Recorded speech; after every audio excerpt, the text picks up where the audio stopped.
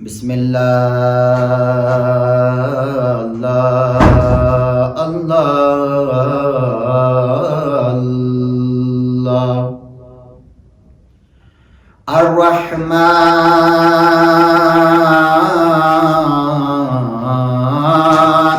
الرحیم اللہم کل ولیک الحجۃ ابن الحسن صلواتک علیہ وعلی آبائہ فی هذه الساعة وفی كل ساعة وليا وحافظا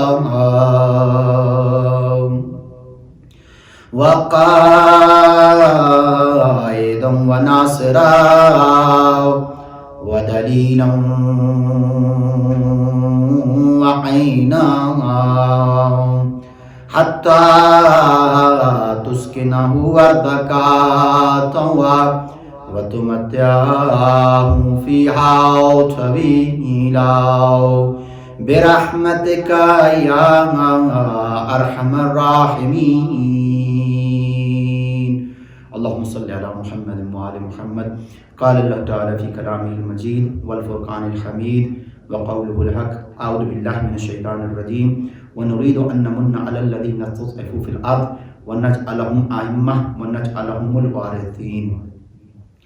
تمام ناظرین و سامعین، برادران و خاران، آپ سب کی خدمت میں سب سے پہلے سلام عرض ہے، اور آپ سب کی خدمت میں آج کے اس مولود کی ولادت کی انتہائی مبارک انشاءاللہ تعالیٰ آپ کی خدمت میں پیش ہے.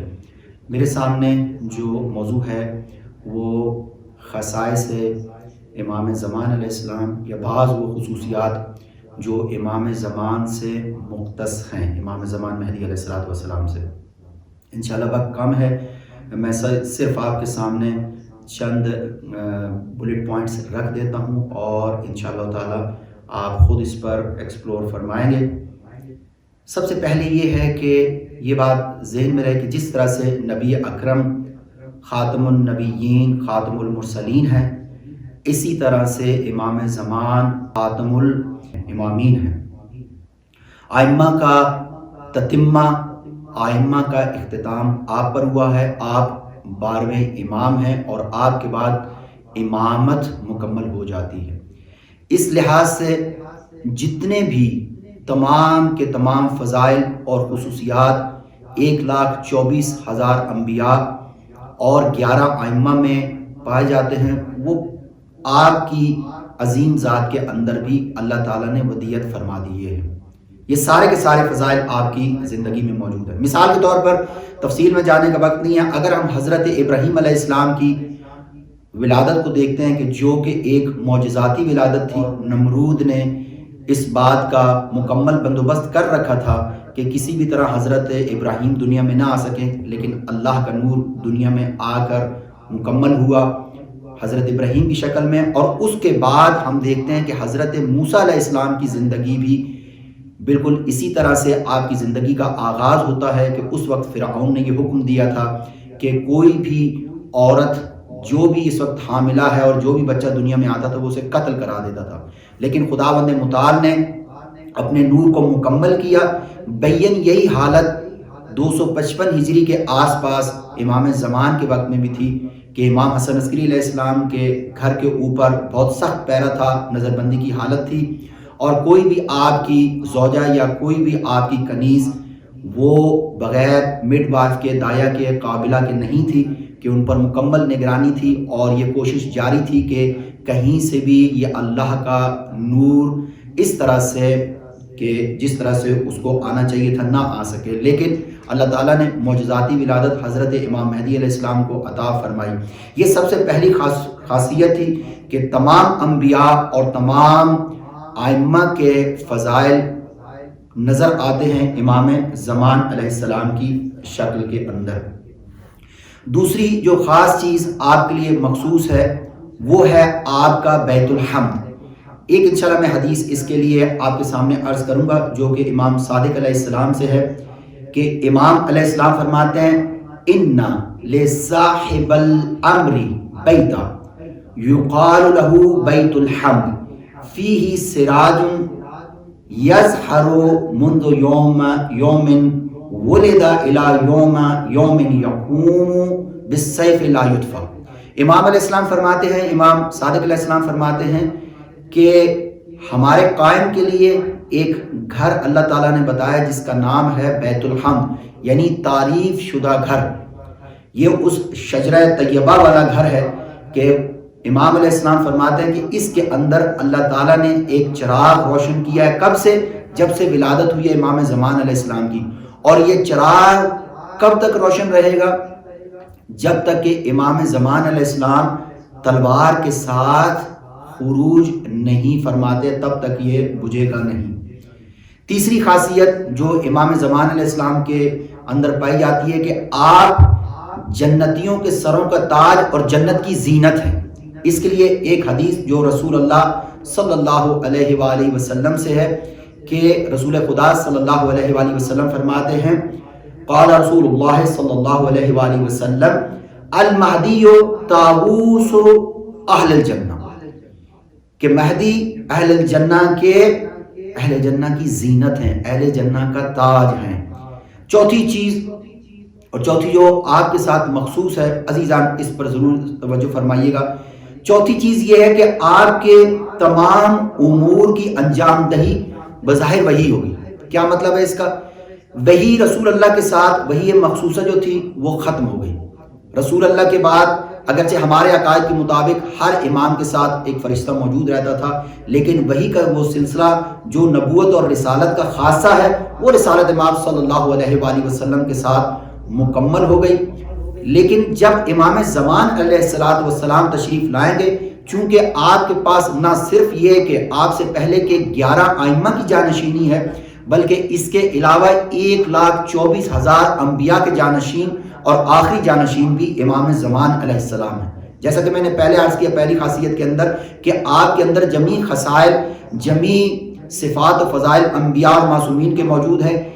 ایک جس میں امام محمد باقر علیہ السلام یہ فرماتے ہیں کہ جب مہدی آئیں گے تو آپ فرماتے ہیں یوحا الیہ فیعمل بالوحی بامر اللہ، کہ امام زمانہ جتنے بھی امور کریں گے وہ وہی کے مطابق انجام پائیں گے۔ جس طرح سے رسالت امام صلی اللہ علیہ وآلہ وسلم اپنے تمام امور کو وہی کے مطابق انجام دیا کرتے تھے، اسی طرح سے امام زمان علیہ السلام کے تمام امور بھی وہی کے ذریعے سے انجام پائیں گے۔ یہاں میں ایک نکتہ عرض کروں کہ رسالت مآب کو یہ حکم تھا کہ آپ لوگوں کے ظاہر کے اوپر حکم فرماتے تھے، لیکن امام زمان علیہ السلام کو خداوند متعال کی طرف سے حکم ہوگا کہ آپ لوگوں کے باطن پر بھی فیصلہ کریں۔ کیا مطلب ہے اس کا؟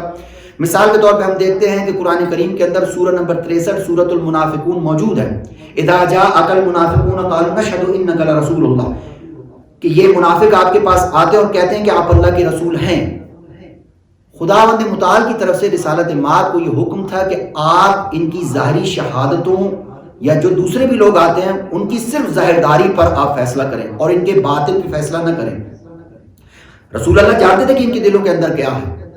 آج ہم بہت سارے عرفاء کو دیکھتے ہیں کہ وہ اپنی ریاضت اور عبادت سے اس مقام پہ پہنچ جاتے ہیں کہ انسان کے باطن کو دیکھ سکتے ہیں، تو وہ جن کی وجہ سے عرفان اللہ نے عطا کیا ہے، تو ایسا نہیں ہے کہ ان کو یہ چیز نظر نہیں آتی تھی، رسالت مآب دیکھ لیتے تھے، لیکن اس کے باوجود اصحاب کرام یہ کہتے ہیں کہ ہم ہاتھ رسول اللہ کے ہاتھ میں دیتے تھے اور رسول اللہ اس وقت تک ہمارا ہاتھ نہ چھوڑتے تھے جب تک ہم نہ کھینچ لیں۔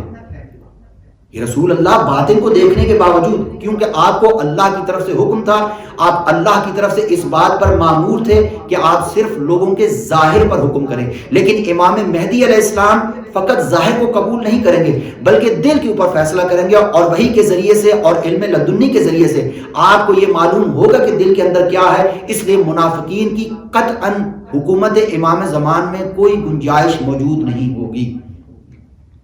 یہ بات واضح کرتا چلوں کہ ایسا نہیں ہے کہ سارے کے سارے لوگ مسلمان ہو جائیں گے، حکومت اسلام کی ہوگی، اسلام مکمل طور پر غلبہ حاصل کرے گا، لیکن بہرحال جبر کی حالت نہیں ہوگی۔ جبر کی حالت کیا ہے کہ تلوار کے زور سے اسلام کو منوایا نہیں جائے گا، اسلام منوانے کے لیے پھر عقل و منطق کو ہی سامنے رکھا جائے گا، لیکن اس میں جاہل قاصر اور جاہل مقصر کا ایک کانسیپٹ ہے کہ جو جاہل مقصر ہے اس کو سزا ملے گی اس لیے وہ جان بوجھ کے اسلام کو چھوڑ رہا ہے، لیکن جو جاہل قاصر ہے اس کو مکمل طور پر سمجھنے کا موقع دیا جائے گا امام زمانہ کے وقت کے اندر۔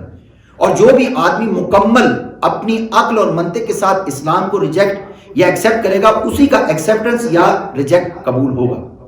اور امام زمانہ کے پاس اللہ کی طرف سے یہ اختیار موجود ہوگا کہ آپ لوگوں کے باطن کے اوپر بھی فیصلہ کریں گے۔ یہ ایک خاصیت ہے جو اس سے پہلے اللہ سبحانہ و تعالیٰ نے 1,24,000 انبیاء اور 11 ائمہ کو اس بارے میں حکم دیا کہ وہ ظاہری حالت پر فیصلہ کریں، لیکن امام زمانہ کے لیے یہ ایک مخصوص اجازت ہے کہ آپ لوگوں کے باطن پر بھی فیصلہ کریں گے۔ پانچویں خصوصیت خواہش ہے ائمہ کی، خاص طور پر ایک حدیث ہے جو ہمارے 2 ائمہ سے، امام محمد باقر علیہ السلام اور امام صادق علیہ السلام سے ہمارے پاس آتی ہے۔ ان 2 ائمہ نے خواہش ظاہر کی ہے، اور ایک امام رضا علیہ السلام کی طرف سے ایک چھوٹا سا واقعہ آپ کے سامنے عرض کر دیتا ہوں۔ جو حدیث ہمارے 5ویں اور 6ٹھے امام سے ہے وہ یہ ہے کہ قالا امام جعفر بن محمد صادق علیہ السلام لا ولو ادرکتہ لخدمتہ ایام حیاتی، لا الہ الا اللہ، بہت بڑی بات ہے۔ امام علیہ السلام فرماتے ہیں کہ اگر میں جعفر ابن محمد صادق امام مہدی کے زمانے کو درک کر لوں اور ان کی خدمت میں حاضر ہو جاؤں تو باقی ماندہ پوری زندگی امام زمانہ کی خدمت کروں گا۔ مور لیس کم و بیش اسی طرح کے الفاظ امام باقر علیہ السلام کی طرف سے بھی موجود ہیں۔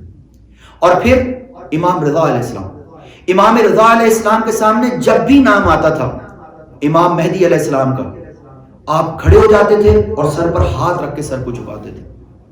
تو بعض لوگ کہتے تھے کہ مولا وہ آپ کی اولاد میں سے ہیں، کہا ٹھیک ہے وہ میری اولاد میں سے ہیں، لیکن اللہ نے ان کو قائم بنایا ہے، اور جب ان کا نام آئے تو اس صورت میں قیام کرنا لازم ہے۔ میں انتہائی معذرت خواہ ہوں کہ میں ابھی اس کیمرے کی وجہ سے آپ کے سامنے کھڑا نہیں ہو سکتا، لیکن امام زمانہ کی خدمت میں اور سلام کرنے کا طریقہ بھی ائمہ نے بتایا ہے کہ السلام علیکہ یا بقیت اللہ، کہ جب اپنے امام کو سلام کرنا ہو تو کہو یا بقیت اللہ، اے وہ جس کو اللہ نے بچا کر رکھا ہے۔ عزیزان، شخصیت امام زمانہ کو درک کرنا ممکن نہیں ہے، بالکل ممکن نہیں ہے۔ کس طرح سے کہ 1,24,000 انبیاء، 11 ائمہ اور بی بی سیدہ، یہ عظیم شخصیات دنیا میں تشریف لاتی ہیں، اور ان سب کے پیغام کا تتمہ، خاتمہ اور اس کو لاگو کرنا اور اللہ کے دین کو مکمل اجرا کرنا، یہ امام مہدی علیہ السلام کے نصیب میں خداوند متعال نے فرمایا ہے۔ اگلی جو ہے وہ ہے کمال علم، کہ کس طریقے سے امام زمانہ علیہ السلام کے وقت کے اندر علم کس کمال پر پہنچے گا۔ ایک انشاءاللہ تعالی حدیث میں آپ کے سامنے عرض کرتا ہوں جو ہمارے 6ٹھے امام صادق علیہ السلام سے ہیں۔ امام علیہ السلام فرماتے ہیں العلم 27 حرفا، امام فرماتے ہیں کہ علم 27 حروف ہے۔ فَجَمِعُ مَا جَاءَتْ بِهِ الرُّسُلُ حرفان، اور امام علیہ السلام فرماتے ہیں کہ اب تک تمام انبیاء کے ذریعے سے جو علم منکشف ہوا ہے اس دنیا کے اندر وہ فقط 2 حروف ہیں۔ پھر آپ فرماتے ہیں فَلَمْ يَعْرِفِ النَّاسُ حَتَّى الْيَوْمَ غَيْرَ الْحَرَفَيْنِ، آج تک لوگ ان 2 حرفوں سے زیادہ نہیں جانتے۔ فَإِذَا قَامَ قَائِمُنَا أَخْرَجَ ال25 حرفا، اور جب ہمارا قائم آئے گا تو باقی ماندہ 25 حروف بھی اللہ کے حکم سے اس سے پردہ اٹھائیں گے۔ آپ اندازہ کیجئے کہ آج فقط 2 حروف آئے ہیں، انسان چاند تک پہنچ گیا اور آسمان کو ایکسپلور کرنے کی کوشش کر رہا ہے، جب باقی ماندہ 25 حروف آئیں گے تو اس وقت علم کا عالم کیا ہوگا۔ عزیزان، یہ ایک خاصیت ہے جو امام زمانہ علیہ السلام سے تعلق رکھتی ہے۔ ایک اور حدیث ہمارے 5ویں امام امام محمد الباقر علیہ السلام سے. امام فرماتے ہیں یؤتون الحکمت فی زمانہ حتی ان المرأۃ لتقضی فی بیتہا بکتاب اللہ تعالی وسنت رسول اللہ. پانچ امام فرماتے ہیں کہ علم کا یہ عالم ہوگا کہ گھر کے اندر بیٹھنے والی خواتین کتاب اللہ اور سنت رسول کے مطابق فتویٰ دیں گی. یہ علم کا عالم ہوگا. لیکن عزیزان ایک بات میں ضرور عرض کروں گا، وَبِشَرْطِهَا وَشُرُوطِهَا، یہ چیزیں جبر کے تحت نہیں ہوں گی کہ ہم کچھ کریں یا نہ کریں یہ کام خود ہی ہو جائے گا. نہیں، خود ہی نہیں ہوگا. اس کے اندر ہمارا کام ہے. دین اسلام نے بہرحال غلبہ پانا ہے، لیکن جبر کے ساتھ نہیں، بلکہ اللہ نے اس دنیا کے اندر جو اپنی مشیت، ارادہ اور قوانین بنائے ہیں، جب تک ان کو فالو نہیں کیا جائے گا ظہور امام زمانہ موقوف رہے گا. اس میں کچھ آپ کا کام ہے، کچھ میرا کام ہے، کچھ ہم سب کا کام ہے. ہم سب نے اپنے اپنے حصے کا کام کرنا ہے تاکہ وہ وقت جلد سے جلد آئے. عزیزان اتنا وقت نہیں ہے کہ میں مزید آپ کے سامنے عرض کروں. چھٹی چیز جو امام علیہ السلام کے ساتھ مخصوص ہے اور خصوصیات امام میں آتی ہے وہ ہے غلبہ اسلام. وَالَّذِي أَرْسَلَ رَسُولَهُ بِالْهُدَىٰ وَدِينِ الْحَقِّ لِيُظْهِرَهُ عَلَى الدِّينِ كُلِّهِ وَلَوْ كَرِهَ الْمُشْرِكُونَ. عزیزان چاہے مشرکین کو کتنا ہی برا کیوں نہ لگے، لیکن اللہ کا دین غالب آئے گا. آج تک تو غالب نہیں آیا. ہر جگہ پہ جہاں بھی انبیاء آئے ہیں، معصومین آئے ہیں، یا زہر سے یا قتل کر کے شہید کر دیے گئے، اور آج تک کہیں پر واقعتاً اسلام کا غلبہ نظر نہیں آ رہا ہے. یہ کب ہوگا؟ یہ امام زمانے سے تعلق ہے. اور جب یہ غلبہ ہوگا تو کس طرح سے ہوگا؟ ایک حدیث ہمارے پانچویں امام، ہمارے چھٹے امام جعفر ابن محمد صادق علیہ السلام سے امام علیہ السلام فرماتے ہیں اذا قام القائم لا يبقى ارض الا نوديا فيها شهادة ان لا اله الا الله وان محمد رسول اللہ. امام علیہ السلام فرماتے ہیں کہ جب ہمارا قائم قیام کرے گا تو دنیا کے اندر کوئی ایسا خطہ نہیں رہے گا جہاں پر شہادتین یعنی کہ لا الہ الا اللہ اور محمد رسول اللہ کا پرچار نہ ہوگا. حکومت اسلام کی ہوگی، غلبہ اسلام کا ہوگا، لیکن اس کے اندر غیر مسلم بھی موجود ہوں گے. یہ کون سے غیر مسلم ہوں گے؟ جو علم کے پروسیس سے گزر رہے ہیں. کیوں کہ خدا بند متعال کہتا ہے کہ اس دنیا کے اندر تمہارا امتحان ہے.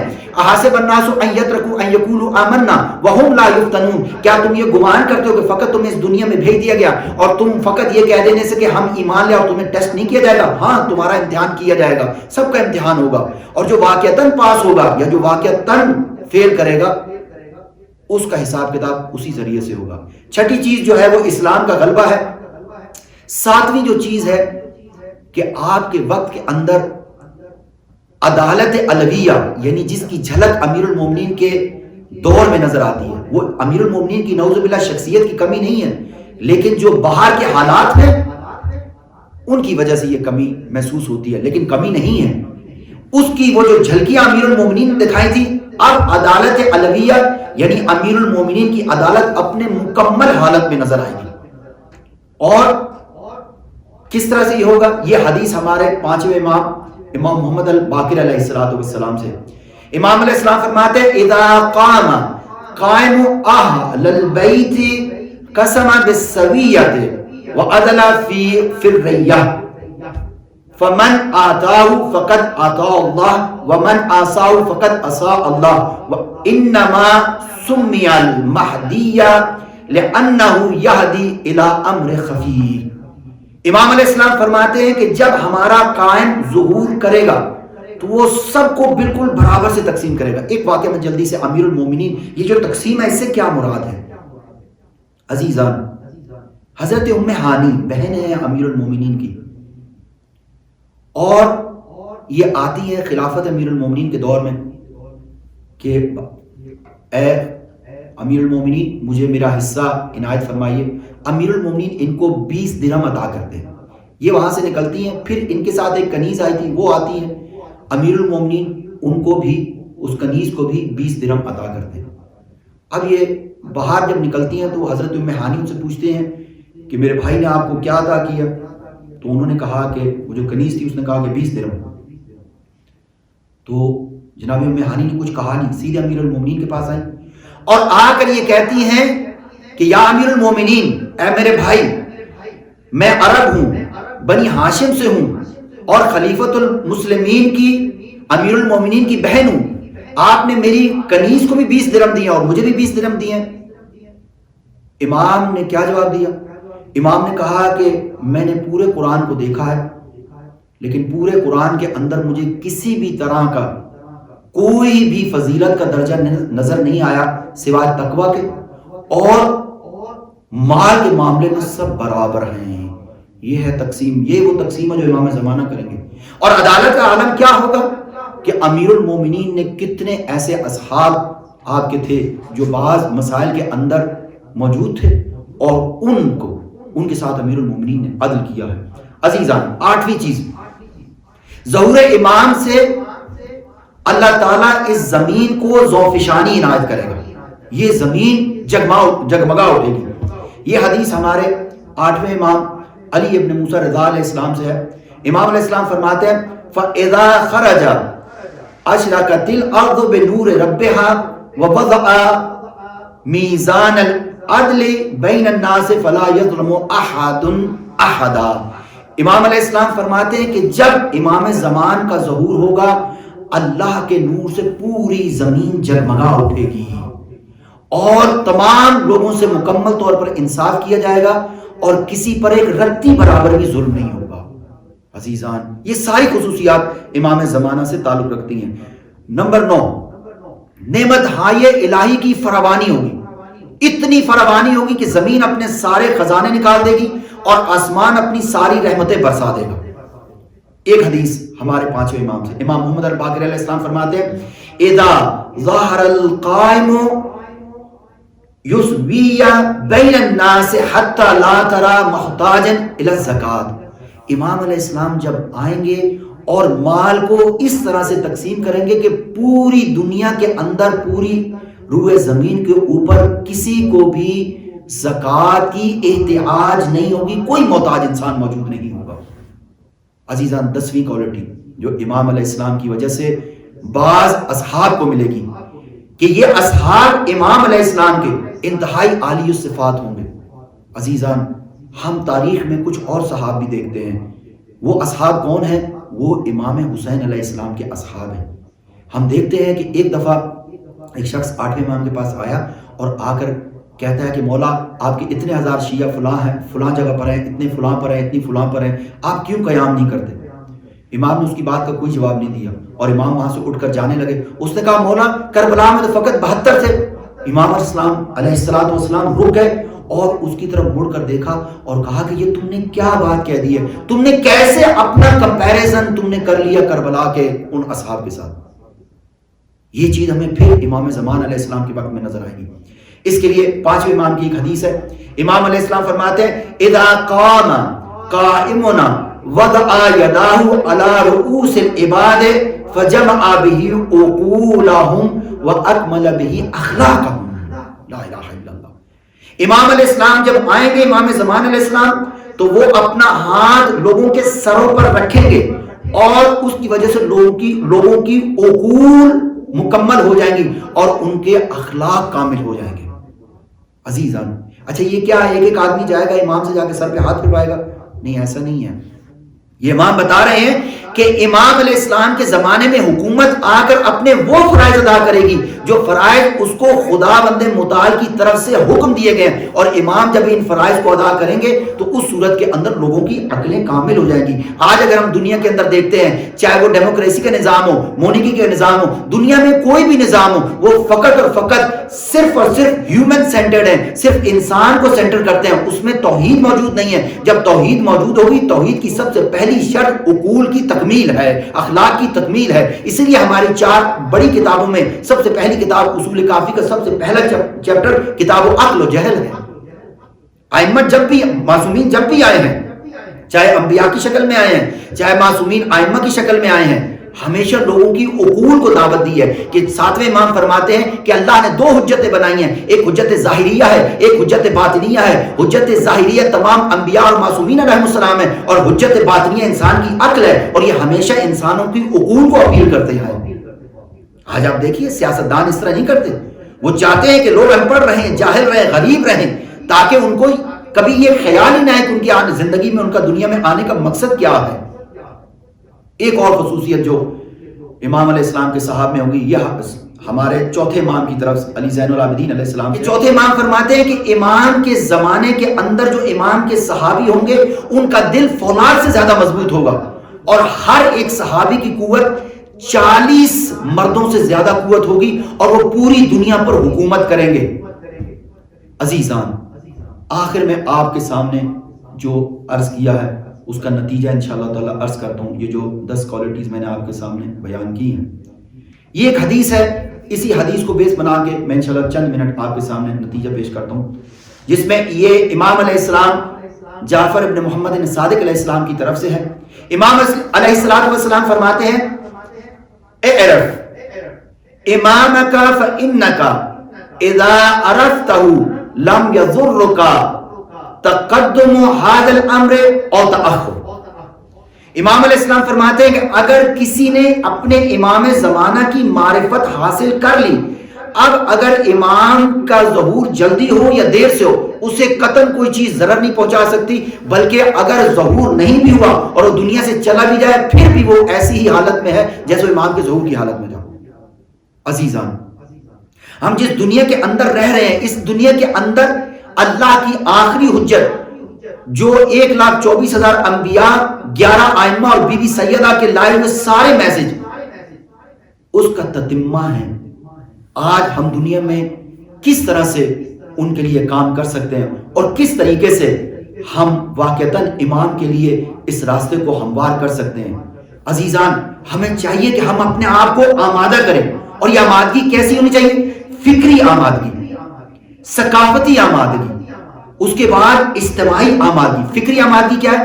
ہماری آئیڈیولوجی کیا ہونی چاہیے؟ اس وقت ہم دیکھتے ہیں ایون مکتب تشیع کے اندر بہت ساری مختلف قسم کی فکریں کام کر رہی ہیں، لیکن اس میں حقیقی فکر قرآنی اور فکر امام زمانہ کیا ہے، اس کو پہچان کر اس پر عمل کرنا۔ اور ثقافتی آمادگی کیا ہے؟ ثقافتی آمادگی یہ ہے کہ ہماری تمام رسومات اور تمام ہماری جتنے بھی رسم و رواج ہیں سارے اسلام کے تحت ہونے چاہیے، لیکن کیا آج ایسا ہے؟ نہیں، ایسا نہیں ہے۔ یہ دوسری آمادگی جو امام سے پہلے بہت ضروری ہے۔ اس کے بعد اجتماعی آمادگی، ہم فقط ایک چھوٹے سے مکتب تشیع کے گروپ میں نہ رہیں، بلکہ اس پیغام کو بڑھائیں، اور اس پیغام کے اندر نہ صرف یہ کہ اپنے دیگر مسلمان برادران کو اہل سنت سے اور دوسرے ان کو مطلع کریں اور ان کو آگے لے کر آئیں، بلکہ ہمیں ان لوگوں پر بھی کام کرنا جو اسلام کے دائرے کے اندر نہیں ہے۔ امام حسین کے اصحاب کے اندر ہر قسم کے لوگ موجود تھے۔ عبداللہ ابن وہب کلبی کون تھے؟ ایک کرسچن تھے، لیکن شہداء کربلا میں ہیں۔ زہیر بن قین ظاہری طور پر عثمانی مسلک سے تعلق رکھنے والے، لیکن شہداء کربلا میں۔ آج ہمیں بھی یہی چیز اجتماعیت اور وحدت لے کر آنی ہے، اور جو بھی اگر منبر سے اجتماعیت کو ختم کرنے کی کوشش کرتا ہے یا دنیا کے رسم و رواج کو اسلام پر حاوی کرتا ہے، وہ اسلام کا سب سے بڑا دشمن ہے۔ عزیزان، اس کے علاوہ تیسری چیز جو کرنی ہے وہ ہے ٹیکنالوجی اور ارتباطی آمادگی۔ ٹیکنالوجی، اس وقت دنیا کے اندر جتنی بھی ٹیکنالوجی موجود ہے اس کے ساتھ ہمیں فیملیئر رہنا، اس کا علم حاصل کرنا ہے، اس لیے کہ امام کے آنے کے بعد سارے کام معجزاتی نہیں ہوں گے۔ بعض معجزات شاید امام دکھائیں، لیکن سارے کے سارے کام اس دنیا کے اندر جتنی بھی چیزیں موجود ہیں ان کے مطابق ہوں گے۔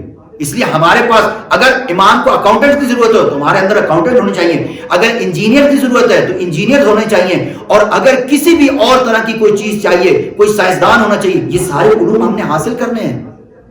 اور پھر ارتباطی یعنی کمیونیکیشنل ریڈینس، یہ کیا چیز ہے؟ آج آپ دیکھ رہے ہیں کہ ایک چھوٹے سے کمیونیکیشن کے سسٹم کے ساتھ پوری دنیا اسٹینڈ اسٹل ہے اس پینڈیمک کی وجہ سے۔ اگر ہم ان چیزوں کی طرف غور نہیں کریں گے اس صورت میں ہمیں امام زمانہ کے وقت میں بہت زیادہ تکالیف پیش آئیں گی۔ عزیزان، سب سے بڑی چیز ہے علم حاصل کرنا، علم حاصل کرنے کے بعد اس پر ایمان لے کر آنا اور اس پر عمل کرنا۔ جب یہ تین چیزیں ہوں گی اور ہم اپنی تمام ذمہ داریوں کو پہچانیں گے تو پھر انشاءاللہ تعالی امام اپنی تمام فضائل و خصوصیات کے ساتھ تشریف لائیں گے اور دنیا کو واقعتاً عدل و انصاف، عدل و قسط سے بھرپور کر دیں گے، اور پوری دنیا کے اندر ایک علم بلند ہوگا کہ جس کا پہلا پھریرے کے اوپر لکھا ہوگا اشہدو ان لا الہ الا اللہ، اور دوسرے پر واشہدو ان محمدا عبدہ ورسولہ، اور تیسرے پر واشہدو ان علی ولی اللہ، وآخر دعوانا ان الحمدللہ رب العالمین۔ آخر میں انشاءاللہ آپ سے گزارش ہے، ہمارے ایک بہت عزیز بھائی، جیسے کہ آپ جانتے ہیں الحمدللہ یہ پروگرام میں ہماری کافی مدد بھائی جون زیدی کرتے ہیں ادھر بیت القائم بریڈ فورڈ میں۔ 2 دن پہلے ان کے برادر عزیز سید جعفر رضا زیدی دنیا سے چلے گئے، جوان سالہ، اور ماشاءاللہ کافی خدمات بھی انہوں نے انجام دی ہیں۔ لاہور کی ایک مسجد کے اندر 20 سال سے زیادہ انہیں وہاں پہ خدمات انجام دیتے ہو گئے۔ انشاءاللہ تعالیٰ ان کو اپنی دعا میں یاد رکھیے گا۔ اس کے علاوہ تمام مومنین و مومنات، مسلمین و مسلمات سب کی مغفرت اور درجات کی بلندی کے لیے بآواز بلند صلوات، اللہم صلی علی محمد و آل محمد وعجل فرجہ۔